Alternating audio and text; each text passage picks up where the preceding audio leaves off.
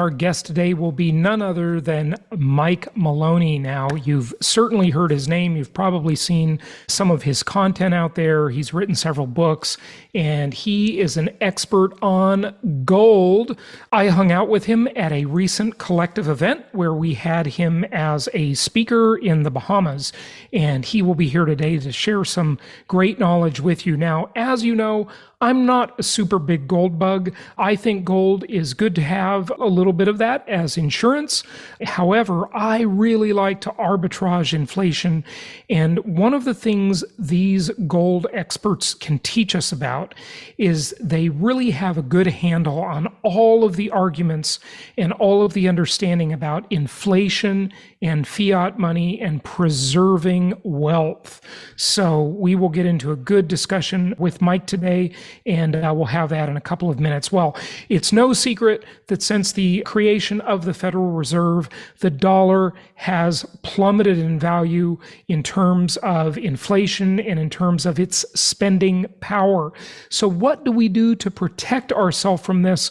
Well, my favorite strategy is the one I've been teaching for 20 years. I actually trademarked it many years ago because this one has brought me a lot of notoriety, and it's none other than inflation-induced debt destruction. So we are effectively shorting the dollar when we look at investing in precious metals, when we look at using mortgage debt and packaged commodities investing, which is what real estate investing really is. When we use that against inflation, it basically puts us in alignment with the two most powerful forces the human race has ever known: governments and central banks. And these forces are so powerful that we want to just kind of ride on their coattails and make sure our investments work really, really well. So the big spenders running the government, these could be anybody at the current moment. It's Joe Biden and Janet Yellen, but there have been many others throughout history, and there will be many more to come. Why? Why does this business plan make so much sense to politicians? Well, of course, they want to stay in power. They want to be reelected. And the way they do that is by giving out the goodies. So the government finds itself in a predicament. And as I've talked about for many, many years, they basically have 6 ways to get themselves out of this mess. Number one, they could default on their promises. This is very politically unpopular. If they go through austerity measures, we've seen what happens in Europe and different places around the world. Riots in the streets. The peasants become very unhappy with austerity measures, whether it be cutting back on any government program. And boy, folks, if you think that the young people are paying for your retirement, guess again. It's just not going to happen. They simply can't tax them enough to pay for the problem that has become so big. They could raise taxes, right? That's one argument. But think about it. Just do the math on this. The GDP of the entire country is about $26 trillion a year. The federal government's total revenue, not just from taxation, but total revenue is about $4.7 trillion a year. And the government spends well over $6 trillion a year. And the government's unfunded promises into the future, there's debate on this, but it's anywhere from $60 to $220 trillion. So just do the math. If you taxed everybody at a rate of 100%, I think everybody would pretty much stop working if you taxed them at 100%. If you said, look, at every dollar of value that's created in the US economy every year for the next 10 years, just as an example, we're going to take that from you. All of you citizens can't buy food, you can't buy clothing, you can't buy housing, you can't buy anything, right? We're going to take 100% of the value you create. Okay, over the course of 10 years, now this is not adjusting for inflation or changes in sizes to the GDP, of course, we get that, right? But simplistic example, right, over 10 years, that would be $270 trillion. And the government will continue to have its deficit of nearly $2 trillion. And it'll continue to make more and more promises it cannot keep going into the future. So there's no way out of this by taxing. Taxing will not work. That's simply not the plan. And of course, we've got Arthur Laffer coming up on the show. He's the creator of the Laffer curve that became very famous. I interviewed him, and we'll play that interview maybe for you next week. So we know that the more you raise taxes, the more you suppress economic activity. So taxation will not work. It simply will not solve the problem. Okay, the government could sell off its assets. It could have a yard sale. Years ago, we all heard about selling the ports to Dubai. The Bureau of Land Management sells off some of its land from time to time. The government sells military equipment to countries that later become our enemies, right? That's not a sustainable business plan, but they do it. So this does not work either, right? We could have a yard sale. In other words, we could sell off our assets. That's cannibalizing our assets. We don't want to do that. We could use the military to go extract or steal value from other countries. And that's been history, right? If you look at the map of the world, that is the course of human history, where one power uses its military might to essentially steal the assets of other sovereign countries, right? This has been done throughout history, and it will sadly continue throughout history, right? It's happening now. Look at all the war going on in the world. As I've always said, as long as war is profitable, there will never be peace. And the first thing we could do, look, countries are always going to try and take the assets of other countries. People are always going to try and take the assets of other people. I mean, people are fallen. They're terrible, right? It's happens to me every day in business. I can't believe how unethical people are. And you got to do what you can to hold these unethical scumbags accountable, right? But at a national level, at a countrywide level, right? When we look at this phenomenon, it is likely to continue. But the one thing we could do to reduce this is we could get the central banks or the banksters in general out of the picture, because they, as we both know and we've talked about on many prior episodes, they make money financing both sides of every war, of every conflict, right? They make money both ways. They're just complete whores. Okay, I just got to say it, right? They go wherever they can make the profits. And if they were unable to finance these wars, there would be a lot more peace in the world. But sadly, we have what we have, right? So technological innovation. This is a pretty exciting time to be alive in terms of technology. As I always say, it's an amazing time to be alive. With all the problems we've got in the world, and there are many, technology is the one hope that might just save us. It might turn us around. We look at biotechnology, energy technology, nanotechnology, and most recently, artificial intelligence, which has really come into the fore. And this year, in terms of AI, is going to be an amazing year. A lot of value is created with these new technologies. But at the same time, it does create unemployment for the first part of that technological change.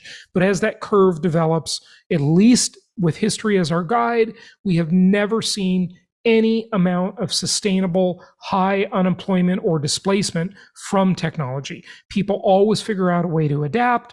Humans always figure out a way to desire more, and technology provides more, and then there are more jobs created, and the pie grows, the economy grows. So technology is a hopeful thing. But the most likely thing, in fact, look at, they do all of these 6 things concurrently, right? These all happen really concurrently. But what is for sure, I mean, if you wanted to bet, right, and you went to the roulette table in Las Vegas, Nevada, Las Vegas. I'm not a gambler. Gambling is a scam. Don't gamble. Invest. Don't gamble. But if you went and you put all of your chips on the roulette table on one number, say you pick number 18, right? And you put all your chips there, you probably have a better bet. What are those odds? Like 36-1 or something like that? I'm no expert at this, but it's like 36-1, I think, or something like that, right?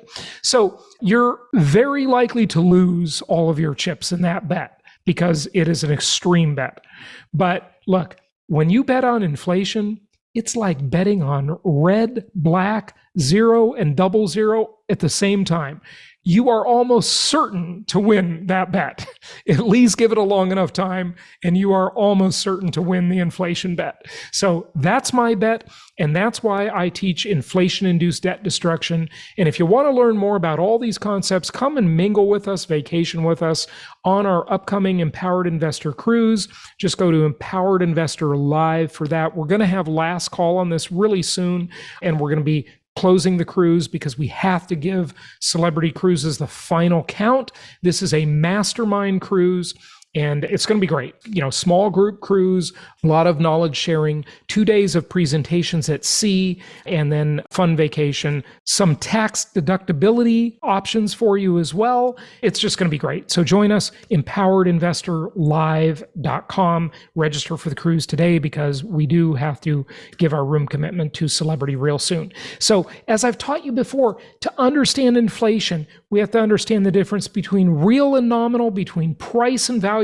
It's an insidious hidden tax that destroys the power of our savings, our stocks, our bonds, even our equity and real estate, but thankfully destroys the value of our debt. And that's inflation-induced debt destruction that redistributes wealth from lenders to borrowers, from old to young. So learn more about that. If you want to know more about it now, go to jasonhartman.com and just type this long phrase, inflation-induced debt destruction, and you can see all of my prior podcast episodes about it and videos about it. We're going to get to our guest, Mike Maloney, but I want to remind you about our sponsor, Baselane, which is the coolest idea for real estate investors, where basically they've combined banking with really superb banking benefits, high return on your cash that's sitting, with software that is built for real estate investors, with up to 5% cash back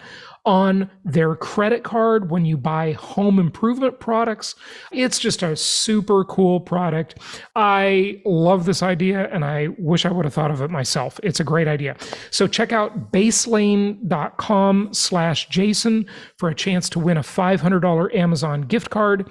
That's Baselane, like Lane, Lane, baselane.com/Jason for your chance to win. And this is just really, really a cool product. You can set up an account in about 3 minutes.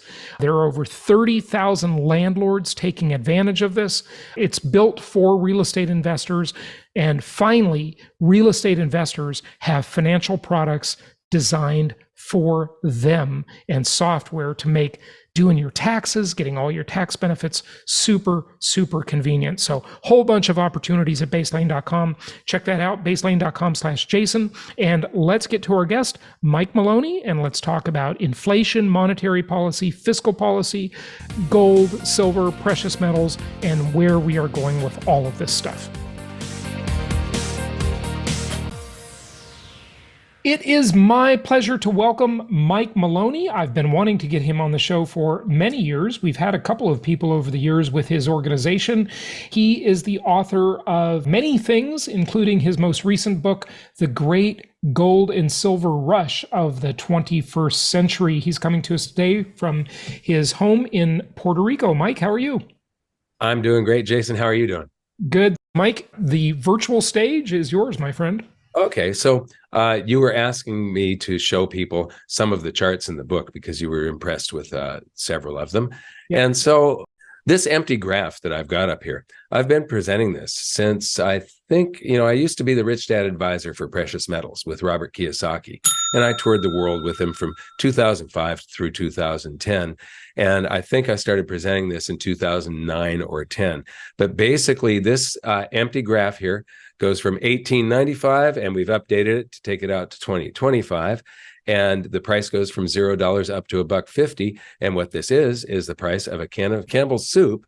And under the gold standard for 73 years, the price bounced up and down from 8 cents to 12 cents. But it stayed in that average of 10 cents for 73 years. And then we left the gold standard. And when we did, the price doubled. And then it doubled again, and now it's doubling a third time. So it went from 10 to 20 to 40 to 80, and now we're on our way to 160. But what I didn't realize was that I had only told half the story. When I was writing the book, the other half of the story occurred to me. And that was what I should have done, is taken this chart and flipped it upside down. So if you look at the scale on the sides, I'm going to change it from being priced in dollars to being, what is the cost? What is the price of the dollar? Not what is the price of Campbell's soup? How much does the dollar cost?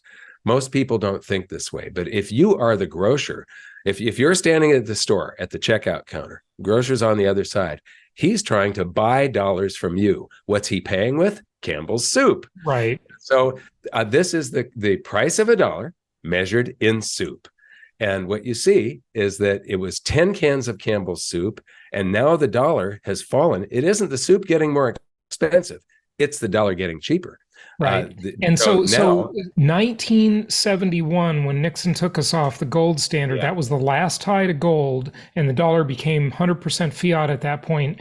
That's when you saw the dollars get cheap, or really, expensive versus Campbell soup, right? The purchasing power of the dollar went down and down and down. It used to cost, a dollar used to cost 10 cans of soup from the grocery store's perspective. Now it costs 2/3 of one can. Yeah. So 0.66 of one can. It's very, very dramatic, the difference between currency and money. And so this was a story that I used to tell for very many years. And then writing the book, it occurred to me, it isn't the soup changing. In fact, the soup should have come down measured in dollars. Back in the 1800s, we had steam shovels that would dig up stuff and then put it into a horse-drawn carts that would take all of the ore to make that steel can. And then we had to create the steel in those old plants, the number of man hours, and then cut a little sheet of steel and roll it into a cylinder and solder that can together and then fill it with soup and glue the label on and stuff. Now, there's a machine that just goes bam, and there's an aluminum can that is punched out in 1/10 of a second. And then it goes into this production line where it never stops. It gets filled with soup while it's moving. It gets the top crimped on, it gets the label put on. We've gone from many hours of human labor to just a few seconds of human labor to make that can of tomato soup. Yep. And so it should have fallen under a hard currency system, a hard money system. If we were using money instead of national fiat currency, cost of a can of Campbell's soup should be about 2 cents today. Anyway, I just wanted to show you that we've got these massive bubbles in everything, and it's very different this time around than it was back in 2008. This is data from Dr. Robert Shiller, and it's PE ratios. And this is the S&P 500. And what he's done is taken the price of a stock divided by the earnings per share of that stock, the profits of the companies per share. And we've gone into something I call the bubble century. But if you notice, 2008, it was not in a hyper bubble. It came back down a little bit, but it bounced back up since this chart was made. This is from the book. But we have been in this insane bubble century. And if you take out this century, you can see that the mean here, the fair value on PE ratios is somewhere between, like, it's 14 or 15, 13, 14, 15. You add the bubble century, and we've just basically gone insane for this whole century. And it is saying that if there is a stock market correction, to get back down to 15 from over 30, the stock market could easily lose 50% or more. But that's just one way of measuring it. Another way of measuring it is the Buffett indicator. Warren Buffett likes to use this as his favorite measurement for is the stock market fundamentally overvalued or not? And this is the value of all the publicly listed companies. It used to be the Wilshire 5000 index, but there's now only about 3,500 publicly listed companies. There used to be more than 5,000. So that index contains every publicly listed company in the US that's on the major exchanges. And what you see here is that in 2008, the value of the companies was about 100% of GDP. Today, we're over 200% of GDP. And if you take out this century, you can see that the mean before the bubble century was somewhere around 60, maybe 65, the mean. And I've got proof that this is true in the next slide. But then you add the bubble century, and a lot of people think that like 100 or 120% is okay. And it's not. It's dangerous. So we are in a hyper bubble, and right. But so what's interesting about that, Mike, is that even in these eras where the Buffett indicator would indicate a bubble, Berkshire Hathaway has made a lot of money. Oh yes, you continue above that making bubble money line until the bubble bursts, and the bubble hasn't burst yet. Right. Yeah. In fact, you make the most cash as the bubble is inflating. That's where everybody gets rich, and then the people that don't exit at the proper time end up giving it all back again. So anyway, I'll go to the next slide, which proves that this is correct. I found a couple of economists in Europe that had done a very extensive study of 17 advanced economies going all the way back to the year 1770. And this is going through libraries and newspaper articles and stuff like that, and finding the value of the stock markets and then adjusting them for, the exchange rates and purchasing power parity. And then this is an intra-quartile chart. So they take the 17 countries, they eliminate the top 25% and the bottom 25% for every date on this chart, and they only take the middle 50%. That gets rid of the outliers where there was a hyperinflation or a stock market closure for some reason. So this is probably pretty conservative. And the shadowed area is the range of all of those 50% of the countries that they're measuring, of the 17 countries they're measuring. And then the blue line is the average. And again, what you see is that we went into this insane bubble century worldwide, where everything is overvalued. And during the crash of '08, it didn't even come back down to fair value. Now, this data only goes to 2017. That's when they finished their publication is called The Big Bang, and you can do a search on it. But if you eliminate the bubble century, you discover that the mean is somewhere around 30%, 25% of GDP for these countries. And then it went up to about 75% for this century, suggesting that stocks could crash by 2/3. And that data was from, like I said, 2017, and it's even higher now.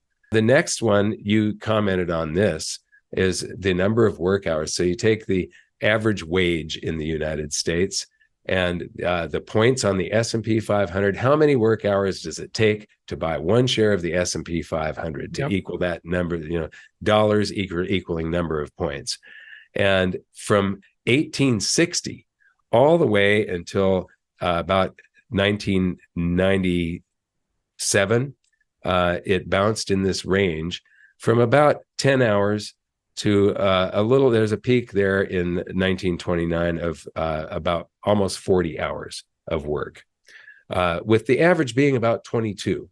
And then suddenly we've jumped up to about 75 in this century. So it's showing once again that valuations have been insane, and everybody is used to this.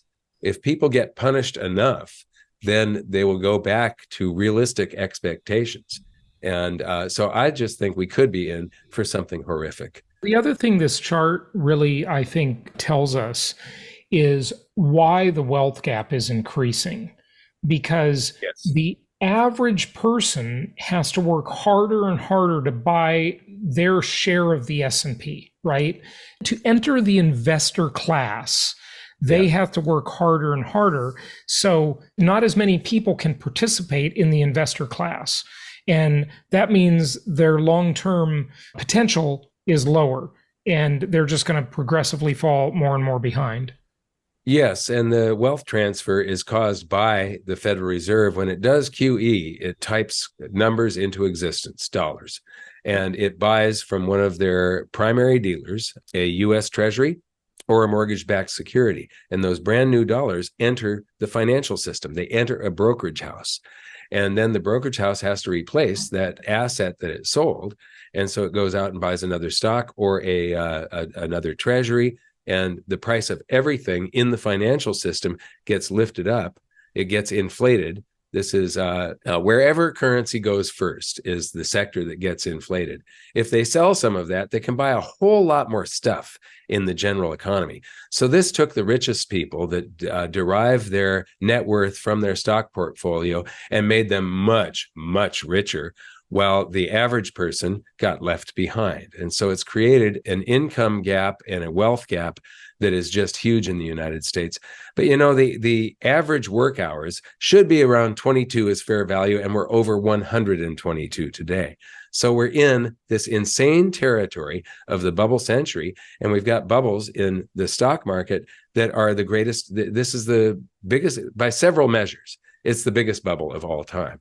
Mm-hmm. And then, I showed this chart at the conference, and it's real estate, and it's Robert Shiller's inflation adjusted home price index, and it's adjusted to 100 in the year 1880. And so this is the variation of overvaluation and undervaluation according to this is already inflation adjusted. And it's saying after you inflation adjust it today, we are at about 125, 130% overvalued. So let me talk about what's misleading the 20 city index. What? So here's the misleading thing about this chart is that back then in the old days, we didn't have financing. And like you said, Mike, wherever the money goes, the bubble inflates, whether it be college tuition, real estate prices, whatever. It doesn't matter, right? If you can finance it with long-term debt, there's going to be a tsunami of money chasing a limited supply of assets. Now, college, by the way, which is a pet peeve of mine, is a fake scarcity. Real estate, homes for sale, really is a scarcity, a real scarcity, okay? So what's happened here, and what you can see on this chart, is that right around the mid-'80s, there was a guy named Louis Ranieri, and he was profiled in The Big Short, okay, in Michael Lewis's book and movie, and he's the one who invented the mortgage-backed security, okay? Yeah. And that's when it allowed the mortgage market to dramatically expand. And so there was a lot more money chasing a limited supply of real estate. Now, go back further than that, and you can see this chart is above 100 when the government-sponsored entities came onto the scene. Fannie Mae, Freddie Mac, right? I mean, literally the stated goal of Fannie Mae is to promote homeownership. Anything you promote is going to get more expensive.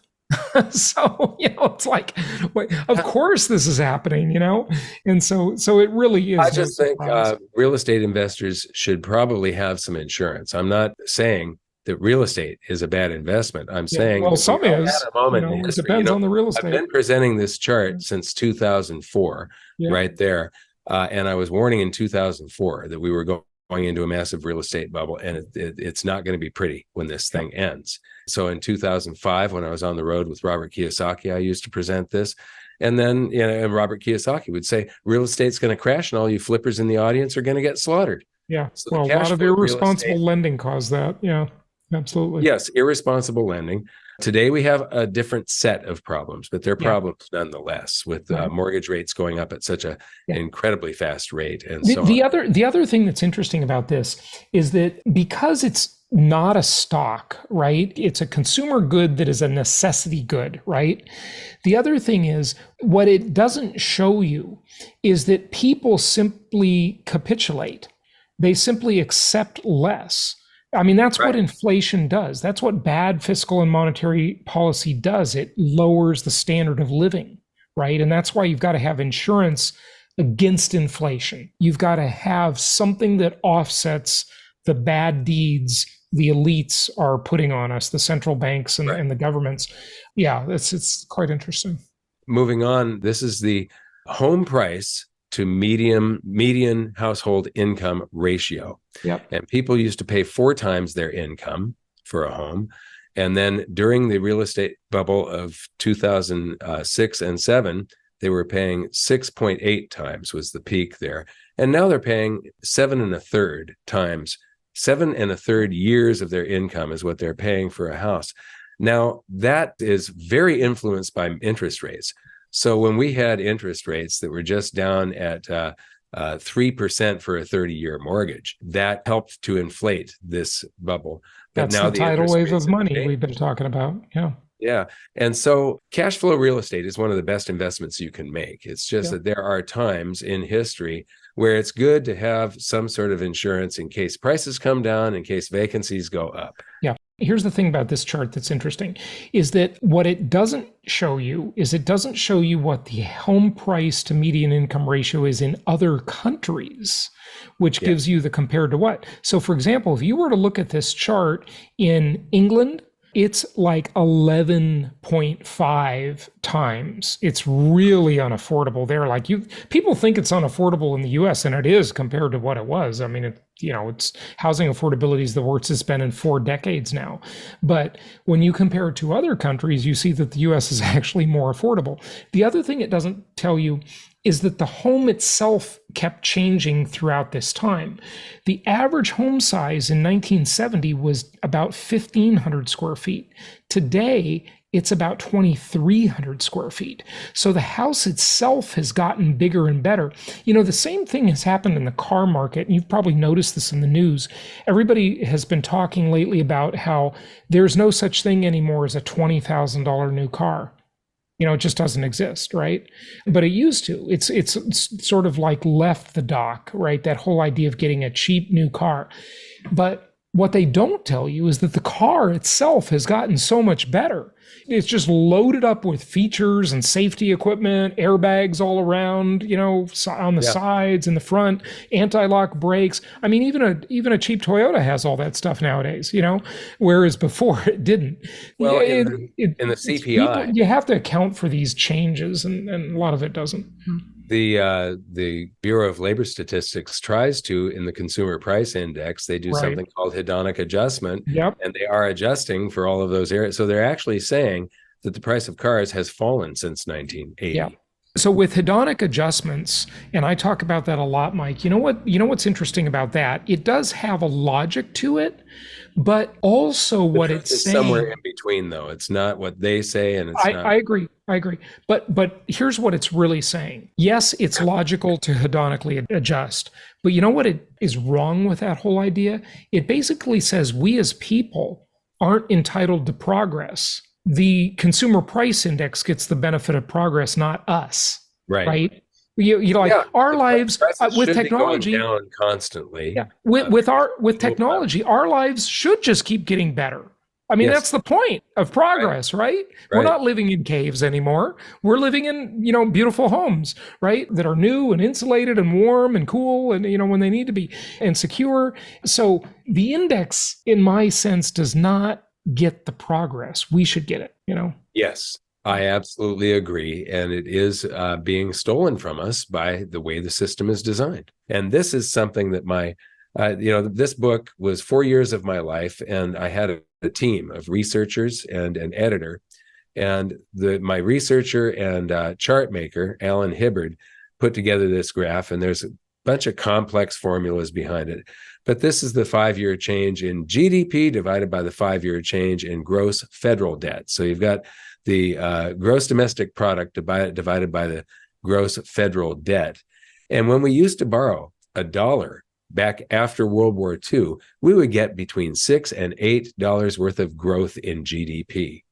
Now we borrow $1 and we only get back somewhere between 30 and 50 cents worth of growth. And everything changed when Ben Bernanke introduced some new rules of economics, some new, he fundamentally changed the way we do things. So, and he won the Nobel Prize for it.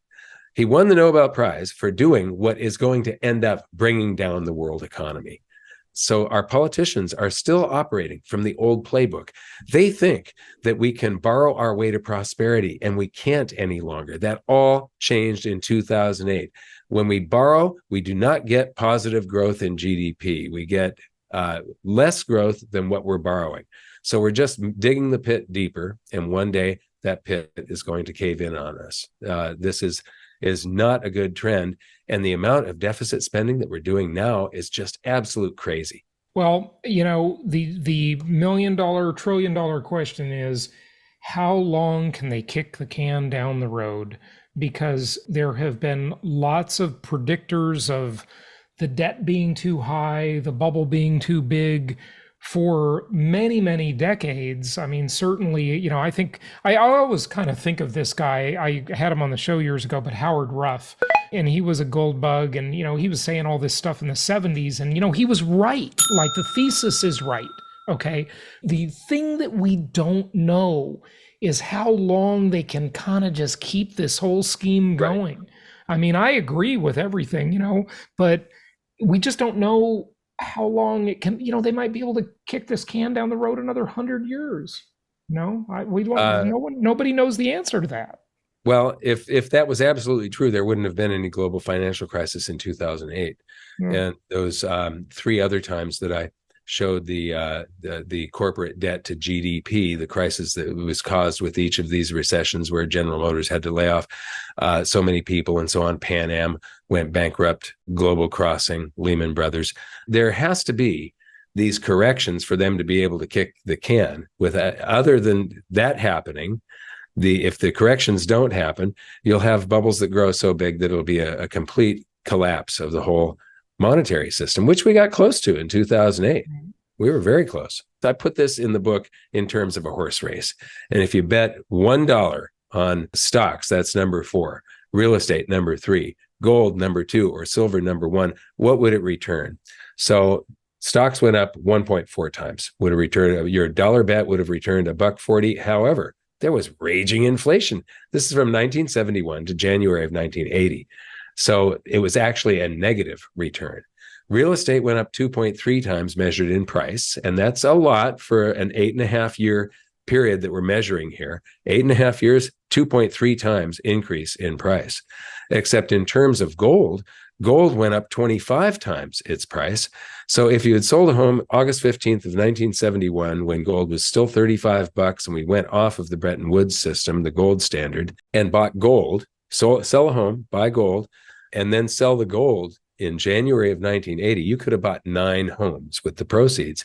If you had done that with silver, you would have been able to buy 17 homes with the proceeds. So this is basically measuring things the way you were talking about, where you measure one thing against another thing and you eliminate the currency, because the currency is lying to all of us. Do get my book. Go to ggsr21.com. Get a sample for free. It's $19 on Amazon right now, but you're going to learn how the economy works, fundamental economics, monetary history, stuff that will last you the rest of your life. Good stuff. Mike Maloney, thanks again for joining us. Thank you, Jason.